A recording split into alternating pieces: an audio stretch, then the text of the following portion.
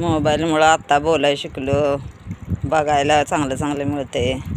पहिला T V असून बघायला काय मिळत नव्हतं. पहिल्याचं पिक्चर, पहिलंचं नाटक आत्ता बघायलो. आत्ता कळाले ते काय होतं, कशावर नव्हतं, कशासाठी होतं.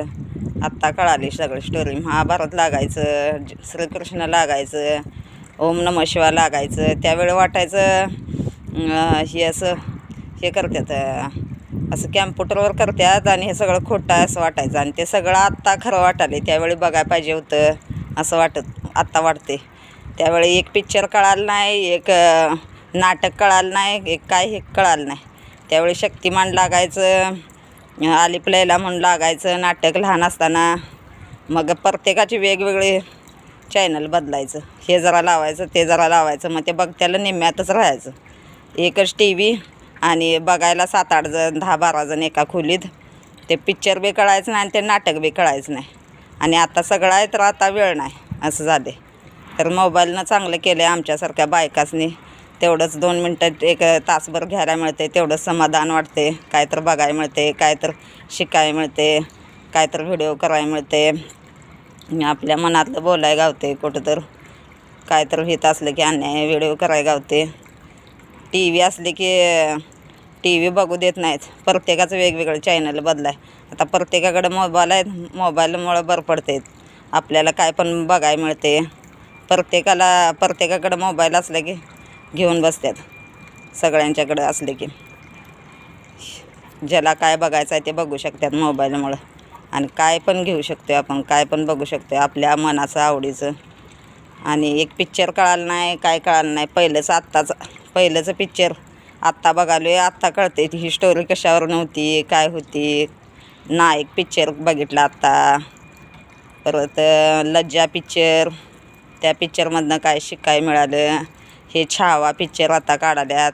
हे छावा पिक्चरमध्ये ते बोटं नक्क तोडलेलं दाखवली, जीभ ओढून काढलेली दाखवली. परत किती अन्याय केलेलं दाखवलं. सगळं इतिहास सगळा दाखवला. हे इतिहास पहिला दाखवायचं होतं. पहिला हे पिक्चर यायच्या आधी, हिंदी पिक्चर यायच्या आधी लोक जरा तसे शिकले असतील. हे लोक आता हिंदी पिक्चर बघून तसंच करायला शिकलीत. आणि आता ते छावा बिवा बघून आता त्यांच्यावर काय फरक पडत नाही. हे पहिल्याच्या जमान्यात पाहिजे होतं. पहिला जरा साधी लोक होतीत आणि त्यांच्यावर असं संस्कार पडलं असतं. हे आता दाखवून काय उपयोग झाला नाही. नीच झालीत माणसं सगळी. आता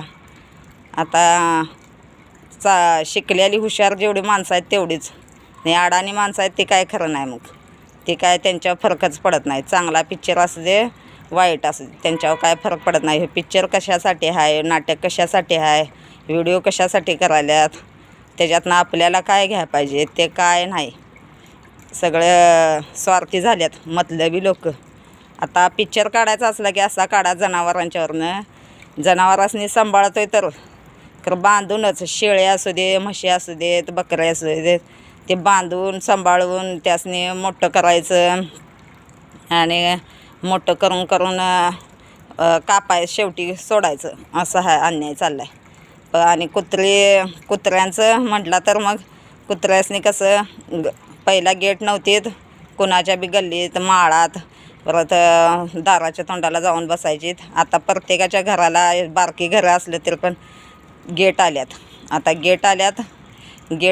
गेट लावलं की विषय मिटला. कोण बाहेर उपाशी आहे, कोण मेले, कोण दारात आले, काय नाही. गेट लावण्यापेक्षा साधा एक कॅमेरा लावा बारका दाराच्या तोंडाला. म्हणजे कुठं काय चाललं आहे, कुठं काय नाही समजते. आपल्या गल्लीत असू दे, आपल्या दारात असू दे, कोण आले, कोण नाही, काय व्हायले सगळं माहीत होईल. आणि आता पिक्चर काढताना असा काढा की माणूस कसा आहे आणि जनावर कसे आहेत असं काढा. म्हणजे आत्ताची पिढी सुधरल आणि डोक्यात येईल आपण काय पाप केलं, काय नाही कळलं सगळ्या लोकांना.